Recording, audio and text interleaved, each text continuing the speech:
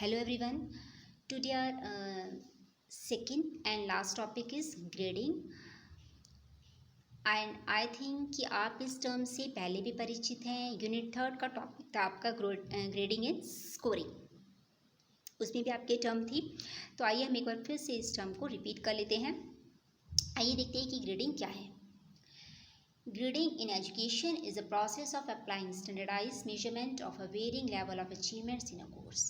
जो ग्रेडिंग है एजुकेशन में इस तरह की प्रक्रिया है जो किसी भी विद्यार्थी के उसके कोर्स से संबंधित जो भी उसकी उपलब्धि है, उसके जो डिफरेंट लेवल्स हैं, स्तर हैं, ठीक है, उनके आधार पर कुछ मानकीकृत मापन होते हैं, मेजरमेंट होती हैं, ठीक है, उसके ऊपर आधारित होती है ग्रेडिंग. इसे लेटर्स की फॉर्म में भी शो किया जाता है लाइक ABCD. रेंज की फॉर्म में भी शो किया जाता है लाइक 1 2 6 1 2 3 4 5 6. परसेंटेज की फॉर्म में भी शो किया जाता है like out of 120 out of 100 like that, ठीक है. डिस्क्रिप्टिव फॉर्म में भी शो किया जाता है like excellent, great, satisfactory, needs improvement like that. तो ये डिफरेंट पैटर्न्स है, डिफरेंट टाइप्स हैं ग्रेडिंग की. इसी में आइए आगे देखते हैं व्हाट इज़ ग्रेडिंग सिस्टम, कि ग्रेडिंग सिस्टम क्या है. ग्रेडिंग सिस्टम हमारी एजुकेशन में हम कह सकते हैं एक इस तरह की प्रक्रिया है जिसके थ्रू जो विद्यार्थी हैं उनके एजुकेशनल परफॉर्मेंस का आकलन किया जाता है, ठीक है.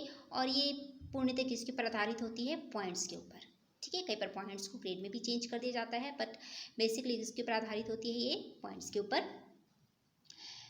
और जो ग्रेडिंग सिस्टम है सिंपल वे में टीचर्स के द्वारा यूज़ की जाती है. टीचर्स इन्हें यूज़ करते हैं for the assessment of students educational performance, ठीक है.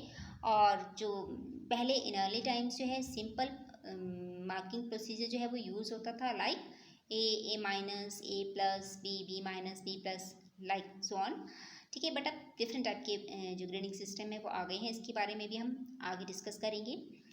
और ये सभी जो ग्रेडिंग है ये किस लिए शो की जाती थी, to evaluate the performance of a student in a test, presentation और final examination. Okay, now the functions of grading. आइए देखते हैं कि ग्रेडिंग की फंक्शन क्या क्या है. Number 1, clarifying instructional objectives for them. उनके लिए जो इंस्ट्रक्शनल ऑब्जेक्टिव्स हैं उन्हें स्पष्ट करता है, ठीक है. विद्यार्थियों के जितने भी इंस्ट्रक्शनल ऑब्जेक्टिव्स हैं और ज़्यादा उनको क्लियर करता है. स्टूडेंट्स की स्ट्रेंथ और वीकनेसेस उसे शो करने में हेल्प करता है ग्रेडिंग सिस्टम. विद्यार्थियों की शैक्षिक के साथ साथ उनकी अपनी पर्सनल, व्यक्तिगत और सामाजिक विकास से संबंधित जो भी जानकारी है वो शिक्षकों तक पहुंचाता है. स्टूडेंट्स को मोटिवेट करता है.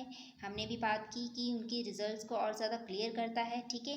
मींस कि वो जो ग्रेडिंग सिस्टम है वो विद्यार्थियों को अच्छी तरह से एक्सप्लेन करता है उनके रिजल्ट के बारे में कि उन्हें कहाँ और ज़्यादा इम्प्रूवमेंट की आवश्यकता है, ठीक है, या फिर वो उनका लेवल क्या है, वो कितना और ज़्यादा बेहतर परिणाम दे सकते हैं, ठीक है. तो इस तरह से वो जो है स्टूडेंट्स को मोटिवेट करता है ग्रेडिंग सिस्टम. एंड इसी के साथ साथ जो टीचर्स हैं उन्हें भी पता लगता है कि उन्हें अपनी टीचिंग को कहाँ उसमें चेंज लाना है, मॉडिफिकेशंस लानी है, ठीक है. और ये सारी चीज़ें जिसके बारे में हमने बात की वो कैसे पॉसिबल हैं, by day to day test, feedback, integrated periodic test, ठीक है. ये सब जो है इसमें हेल्प करते हैं. Now reports to parents and guardians. इसी के साथ साथ जो है अपने बच्चों के बारे में पेरेंट्स को भी सूचना पहुंचाई जाती है टीचर्स के थ्रू, ठीक है. वो अपने बच्चों की परफॉर्मेंस के बारे में जान सकती हैं.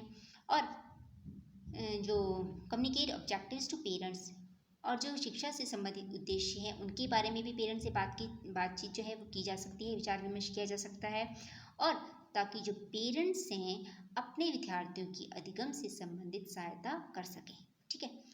And communicate how well objectives are meet. और इसके थ्रू यह भी पता लगाया जा सकता है कि जो शैक्षिक उद्देश्य हैं वो कहाँ तक प्राप्त हुए हैं, ठीक है.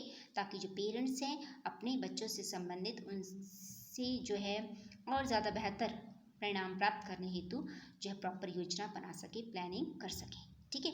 तो ये थी हमने देखा एनहांसिंग स्टूडेंट्स लर्निंग, ठीक है. स्टूडेंट्स की लर्निंग को और ज़्यादा बढ़ाता है.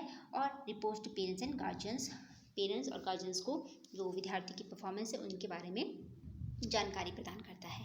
Now types of grading system. अब देखते हैं कि different types of grading system कौन कौन से हैं. नंबर 1 है percentage grading using a percentage scale, जिसमें एक परसेंटेज स्केल का यूज़ किया जाता है, ठीक है. And usually based on percent correct on exams. और ये परसेंट किसके ऊपर बेस्ड होती है, जो भी एग्ज़ाम्स होते हैं, ठीक है, या फिर असाइनमेंट्स में जो है विद्यार्थियों ने कितने परसेंट अटेन किए हैं उसके ऊपर आधारित होता है ये percentage grading. You can see the example, आप यहाँ पर एग्जाम्पल देख सकते हैं। Here grades are provided on the different ये परसेंटेज बेसिस, ठीक है, यहाँ पर डिफरेंट परसेंटेज के बेसिस पर जो है वो ग्रेड्स दिए गए हैं विद्यार्थियों को। ओके, तो ये था हमारा एग्जाम्पल परसेंटेज ग्रेडिंग का। Next is letter grading and variations. इसमें जो है लेटर्स की फॉर्म में जो ग्रेड्स दिए जाते हैं, ठीक है, और इनके साथ जो है प्लस माइनस वो भी ऐड किए जाते हैं। और इसमें हम ले सकते हैं नॉर्म रेफरेंस टेस्ट, ठीक है, स्टैंडर्ड बेस्ड मैनर, ठीक है। जैसे नॉर्म रेफरेंस ग्रेडिंग में हम देख लेंगे कि comparing students to each other, जिसमें विद्यार्थियों के रिजल्ट को एक दूसरे के साथ ही कंपेयर किया जाता है और फिर जो है ग्रेडिंग दी जाती है, ठीक है। और ये जो ग्रेड्स हैं वो लेटर्स की फॉर्म में ही होते हैं। You can see here letter grading, ठीक है, and here norm referenced grading. Example of norm reference grading आप यहाँ देख सकते हैं। जैसे एक स्टैंडर्ड बनाया गया है कि 15% the students will receive a mark of excellence, कि टॉप 15% को एक्सीलेंस दिया जाएगा, ठीक है। अगर क्लास में 100 स्टूडेंट हैं तो टॉप के 15% को जो है वो एक्सीलेंस दिया जाएगा। Then top 15% of the class excellent 1.0, then उनसे नीचे 15% next good 1.0, then below next 45% 2.0 average, then below 15% यानी कि पुअर 3.0, देन बॉटम 10% 3.0 और 5.0, ओके 5.0 फेलियर। तो ये था कि एक स्टैंडर्ड माना गया, ठीक है। उस स्टैंडर्ड के अकॉर्डिंग जो है फिर विद्यार्थियों ने कितना अचीव किया, ठीक है, और फिर जो है उनके अकॉर्डिंग जो है उन्हें ग्रेड्स दिए गए in the form of points, ठीक है। ये था आपका example of norm reference grading. Now mastery grading. Mastery grading में है कि grading students as masters or passers when their attainment reaches a specified level, usually allowing different amounts of time for different students to reach mastery। किसी विद्यार्थी ने किसी भी topic से संबंधित, किसी भी विषय से संबंधित मास्टरी प्राप्त करने हेतु, वो उपलब्धि स्तर प्राप्त करने हेतु कितना समय लगाया है, ठीक है, डिफरेंट अमाउंट्स ऑफ टाइम, उसके बेसिस पर जो है मास्टरी ग्रेडिंग दी जाती है। आप इसके एग्जाम्पल देख सकते हैं। अब जैसे यहाँ देखिए 0, ठीक है, 0 मार्क्स उन्हें दिए गए हैं जिन स्टूडेंट्स ने कोई एफर्ट नहीं किया है, ठीक है, उस लेवल को प्राप्त करने के लिए इन स्टूडेंट्स के द्वारा कोई भी एफर्ट नहीं किया गया है। 1 मार्क उन्हें दिया गया है जहाँ पर स्टूडेंट्स स्ट्रगल कर रहे हैं, लेकिन स्ट्रगल के साथ साथ उन्हें किसी न किसी की हेल्प की आवश्यकता है, ठीक है। नंबर 2, ये वो लेवल है, ठीक है, जहाँ पे स्टूडेंट स्ट्रगल कर रहे हैं और वो मास्टरी लेवल प्राप्त करने के नज़दीक है, ठीक है। और थर्ड है, ये नंबर उन्हें दिया गया है जिन स्टूडेंट्स ने मास्टरी लेवल कंप्लीट कर लिया है, जो उस लेवल तक पहुंच गए हैं। और 4 पॉइंट उन्हें दिया गया है जिन्होंने मास्टरी लेवल को भी क्रॉस कर लिया है, ठीक है, gone way above and beyond to demonstrate the mastery of the skill, ठीक है। मीन्स कि स्टूडेंट्स को कितना टाइम लगा है, ठीक है, उसके अकॉर्डिंग जो है मास्टरी लेवल में जो है ग्रेडिंग दी जाती है। नेक्स्ट इज पास और फेल। ये आपका सिंपल है, using scale with 2 levels pass and fail, and sometimes जो है इसे कनेक्ट भी किया जाता है मास्टरी लेवल के साथ, ठीक है। You can also see the example of pass और fail. You can see here names of the students, then score 1, score 2, then pass और फेल। अब ये वो क्राइटेरिया है, आप देख रहे होंगे साइड में, pass if a value in column C अगर 20 के इक्वल है या फिर 20 से ग्रेटर है, इन कॉलम डी अगर 30 के इक्वल है या फिर 30 से ग्रेटर है। अगर ये कंडीशंस फुलफिल होती हैं then student is pass, otherwise fail. और इसमें जो है आपको रिपोर्ट जो दिखाई गई है, शो की गई है, ठीक है, उसमें जो है इसी के अकॉर्डिंग जो है रिजल्ट तैयार किया गया है। अगर ये दोनों कंडीशन फुलफिल होती हैं तो स्टूडेंट्स आर पास, जिन्होंने ये कंडीशंस फुलफिल नहीं की हैं वो स्टूडेंट्स क्या है, fail.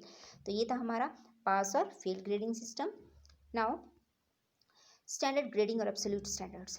Originally comparing student performance to a pre-established standard level of performance, currently standards grading sometimes means grading with reference to a list of a state or district content standards according to pre-established performance level। आपने simple इसमें क्या ध्यान रखना है, standard क्या होता है, मानकीकृत, लेकिन इसमें और नॉर्म रेफरेंस में क्या डिफरेंस है?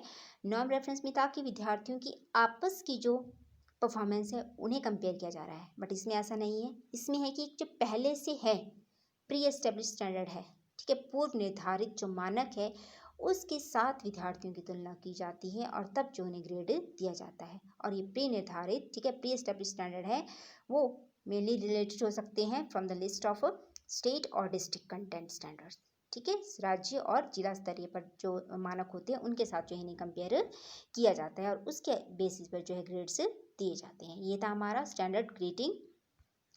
Next is narrative grading. Narrative grading में क्या होता है? Writing comments about students achievement. Students की अचीवमेंट के साथ कमेंट भी दिए जाते हैं, ईदर इन एडिशन टू और instead of using number of letters.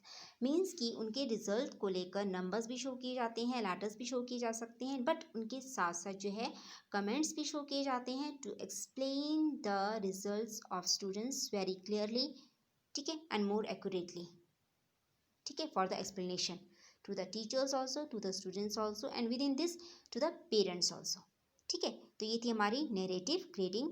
तो इसमें बात की हमने different types of grading system. तो हमारे आज के टॉपिक में इतना ही था, meaning of grading, functions of grading and with in this types of grading. और ये हमारे सिलेबस का लास्ट टॉपिक था। इसी के साथ हमारा सिलेबस यहीं कंप्लीट होता है। I hope all of you understand this topic. Thank you.